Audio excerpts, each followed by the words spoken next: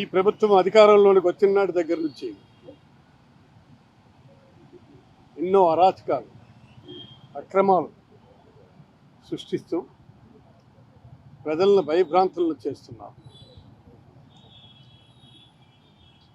ఇవాళ ఎక్కడ చూసినా లాఠీలు, డ్యూటీలు, గృహదహనాలు, మానభంగాలు వాళ్ళు ఇష్టం వచ్చినట్టుగా చేసుకొని వెళ్తున్నారు. మనం చూస్తే టీవీల్లో మనకే ఆశ్చర్యం వేస్తుంది. మనం సభ్యమాన ప్రపంచంలో ఉన్నామా లేదు ఎక్కడున్నామా అని చెప్పి ఆశ్చర్యం కలుగుతుంది. ఈ విధమైనటువంటి పరిస్థితులు రావడం ఆంధ్రప్రదేశ్ రాష్ట్రానికి చాలా దారుణం, దురదృష్టకరం. తర్వాత మిథున్ రెడ్డి గారిని అరెస్ట్ చేయడం ఇది రెండోసారి. ఇంతకుముందు ఆ గవర్నమెంట్ వచ్చినప్పుడు కూడా ఒకసారి అరెస్ట్ చేశారు, ఇప్పుడు అరెస్ట్ చేశారు. ఆయనకి వాళ్ళకి ఏదైనా ఉంటే అడగండి, చెప్తున్నారు కదా. అతను ఆయన చేసినటువంటి నేరం ఏమిటి?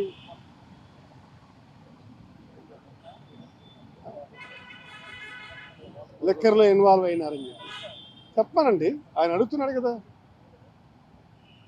What allegations you are throwing on him చెప్పంటున్నా. మీరు ఎంత చెప్పినా కూడా అదే పద్ధతిలో ఉన్నారు.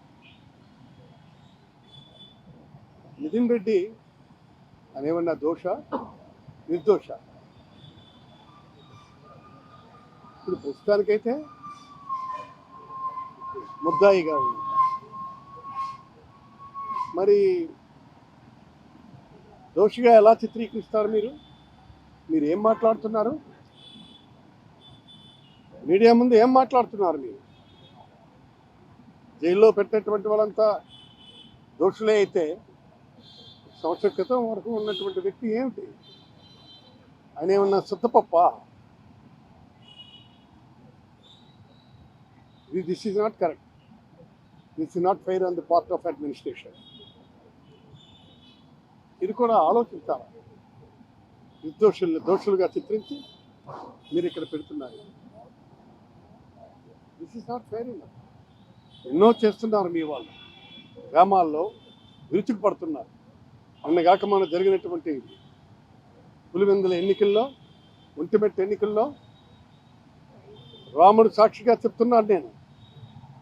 ఏం జరిగింది అక్కడ మీకు తెలీదా? ప్రజాస్వామ్యాన్ని నిట్ట నిలువున పట్ట పగలే కూనీ చేస్తున్నారు. అలాంటి వాళ్ళకి శిక్షలు లేవు. అలాంటి వాళ్ళు పెంచి పోషిస్తున్నారు. అందుకు ఇవాళ మిథున్ రెడ్డి గారు తన నిర్దోషత్వాన్ని రుజువు చేసుకుని బయటకు వస్తారు. ఖచ్చితంగా బయటకు వస్తారు. అందుకు మీరు చాలా స్పష్టంగా ఈరోజు చెప్తున్నాను నేను, ఇలాంటి పద్ధతులు ఇక ముందుంటే మంచి పద్ధతి కాదు. ఖచ్చితంగా ప్రతిఘటిస్తాం. ఏముంది, ప్రతిఘటిస్తాం. ఏమైతే అదే అవుతుంది. ఇవన్నీ కూడాను పనికిరావు. రెడ్ బుక్ రాజ్యాంగాలు ఇవన్నీ కూడా పనికిరావు. దేనికి వచ్చింది రెడ్ బుక్ రాజ్యాంగం? అది this is not correct. I'm advising the government. మీరు ఈ సిచ్యువేషన్లో ఉంటే పద్ధతి కాదు, కాదని చెప్తున్నారు. కాబట్టి దీన్ని మనం చాలా సీరియస్గా ప్రతిఘటిస్తున్నాం. అలాగే చాలామంది నాయకులు వాళ్ళందరినీ కూడాను త్వరగా విచారణ చేసి, న్యాయస్థానాల్లో ఉన్నటువంటి వ్యవహారం ఉంది, ఆ వ్యవహారాలన్నీ కూడా మీరు కొలిక్కి తెచ్చి విచారణ చేసి విడుదల చేయవలసిందిగా కోరుతున్నాను నేను.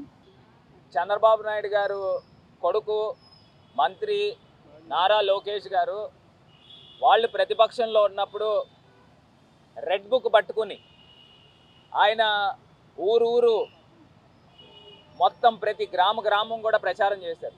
మేము వస్తే అంబేద్కర్ బ్లూ బుక్ రాజ్యాంగాన్ని పక్కన పెట్టి రెడ్ బుక్ని తీసుకొస్తామని వాళ్ళు బాహాటంగానే చెప్పి ఇవాళ ఆంధ్రప్రదేశ్ వ్యాప్తంగా రెడ్ బుక్ రాజ్యాంగాన్ని నడుపుతా ఉన్నారు. ఇవాళ మిథున్ రెడ్డి గారిని సుమారుగా 45 రోజులు అయినట్టుంది ఆయన అరెస్ట్ చేసి. ధనుంజయ రెడ్డి గారిని, ఓఎస్డి కృష్ణమోహన్ రెడ్డి గారిని, చెవిరెడ్డి భాస్కర్ రెడ్డి గారిని, వీళ్ళు నలుగురిని కూడా సుమారుగా చెవిరెడ్డి భాస్కర్ రెడ్డి గారిది అయితే 80-82 రోజులు అయినట్టుంది. వీళ్ళది సుమారుగా 100 రోజులు అయినట్టుంది. అంటే అరెస్టులు చేస్తూ ఉన్నారు, ట్రయల్ ఏం చేస్తూ ఉన్నారు. మీరు ఛార్జ్ షీట్ వేసి ఎవరైతే మీరు ముద్దాయిలు మీరు చెప్తా ఉన్నారో ఎప్పుడు మీరు ట్రయల్ చేశారు, మనీ ట్రయల్ ఎక్కడ జరిగింది, ఇవేమీ జరుపుకోకుండా కేవలం కక్షపూరితంగా ఇవాళ జైల్లో పెట్టాలి, చంద్రబాబు నాయుడు గారి కన్నా ఎక్కువ రోజులు జైల్లో పెడితే ఆయన పెద్దిరెడ్డి రామచంద్రారెడ్డి గారు కొడుకు మిథున్ రెడ్డి గారు కాబట్టి ఆయనకి ఆ కక్ష సాధింపు ఈ రకంగా తీసుకుంటూ ఉన్నారు. ఇది ప్రజాస్వామ్యంలో మంచి పద్ధతి కాదు. రేపు మా ప్రభుత్వం వచ్చిన తర్వాత కూడా దీనిపైన పూర్తి స్థాయి విచారణ జరుగుతుంది. జరిగి మీరు ఏవైతే కార్యక్రమాలు చేశారో ఇవన్నిటికి కూడా మీరు శిక్షార్హులు అవుతారని కూడా ఈ సందర్భంగా తెలియపరుస్తున్నారు. ఇది కాకుండా ఇంకొకటి, అసలు మెడికల్ కాలేజీలని ప్రైవేటైజ్ చేయడానికి వీళ్ళు ఎవరండి అసలు నాకు అర్థం కావట్లా. చంద్రబాబు నాయుడు గారు 15 సంవత్సరాలు ముఖ్యమంత్రి చేశారు కదా, మీ హయాంలో ఒక్కటైనా గవర్నమెంట్ మెడికల్ కాలేజ్ తీసుకొచ్చారా? ఒక్కటి. 15 సంవత్సరాలు మీ ముఖ్యమంత్రి పదవిలో ఉంటూ ఒక్కటి కూడా మీరు గవర్నమెంట్ మెడికల్ కాలేజ్ తీసుకురాక ఇప్పుడు జగనన్న 17 మెడికల్ కాలేజీలు ఆయన టర్మ్లో కరోనాతో ప్రపంచం వెలవెల్లాడిందని ఆయన టర్మ్లో 17 మెడికల్ కాలేజీలు శాంక్షన్ చేయించి 5 మెడికల్ కాలేజ్ అకాడమిక్ ఇయర్ నడుస్తోంది. ఇదే రాజమండ్రిలో సెంట్రల్ జైలుకి ఎదురుగుండా మెడికల్ కాలేజ్ సెకండ్ ఇయర్ చదువుతూ ఉన్నారు పిల్లలు. మరి ఈ మెడికల్ కాలేజ్ని ప్రైవేటైజ్ చేయడానికి మీరు ఎవరు చంద్రబాబు నాయుడు గారు అని అడుగుతా ఉన్నా. మళ్ళీ సెంట్రల్ గవర్నమెంట్ ఇచ్చే సీట్లని 150 సీట్లు ఇస్తారు ఒక్కొక్క మెడికల్ కాలేజ్కి. మేము మెయింటైన్ చేయలేము అని సెంట్రల్ గవర్నమెంట్కి లెటర్ రాస్తూ ఉన్నారు. అంటే దీని వెనకాతలు ఉన్న రహస్యం ఏంటనంటే, ఇప్పుడు ఆంధ్రప్రదేశ్ వ్యాప్తంగా ప్రైవేట్ మెడికల్ కాలేజీలకి మంచి చేసేదానికి, వాళ్ళకి కాసుల పంట పండించేదానికి గవర్నమెంట్ మెడికల్ కాలేజీల్లో మాకు సీట్లు వద్దు అని చెప్తా ఉన్నారు. మళ్ళీ ఇవన్నీ కూడా దారాదత్తం చేసి అమ్మేయడం ఏంటండి? అంటే ఇంత దారుణాతి దారుణంగా ఆంధ్రప్రదేశ్లో వ్యవస్థ జరుగుతూ ఉంది. యూరియా రైతులకు అందించరు. ఎవరైనా సోషల్ మీడియాలో పోస్టులు పెడితే వాళ్ళపైన కేసులు కట్టి 111 PNS 111 పెట్టి నాన్ బెయిలబుల్ తీసుకొచ్చి అరెస్టులు చేస్తూ ఉన్నారు. ప్రజాస్వామ్యంలో ఎల్లకాలం మీ ప్రభుత్వం ఉండదో చంద్రబాబు నాయుడు గారు, ఇది గుర్తుపెట్టుకోండి. మీరు ఏదైతే తప్పులు చేశారో దానికి తగిన మూల్యం చెల్లించుకునే రోజులు త్వరలోనే ఉన్నాయని కూడా ఈ సందర్భంగా తెలియపరుస్తా ఉన్నారు. తెలుగులో ఫాస్టెస్ట్ న్యూస్ ఇప్పుడు కొత్త అవతారంలో 5 సెకండ్లోనే పూర్తి వార్తా సమాచారం మీ చేతిలో. సోషల్ మీడియా ట్రెండ్స్ మీ కళ్ళ ముందుకే live TV and voice search ఆప్షన్స్తో ఇప్పుడే డౌన్లోడ్ చేయండి. యాప్ లింక్ డిస్క్రిప్షన్లో ఉంది.